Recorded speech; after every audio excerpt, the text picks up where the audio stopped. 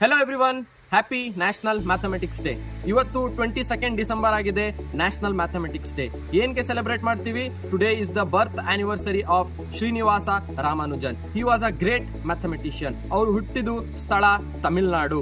ಅವ್ರು ಏನಕ್ಕೆ mathematics day ಅನ್ನು ಇವತ್ತೇ ಸೆಲೆಬ್ರೇಟ್ ಮಾಡ್ತೀವಿ ಅಂದ್ರೆ in the remembrance of him. He is also known as the Indian father of mathematics. Father of mathematics ಅಲ್ಲಿ ಒಬ್ರು ಶ್ರೀನಿವಾಸ್ ರಾಮಾನುಜನ್ ಕೂಡ ಹೌದು.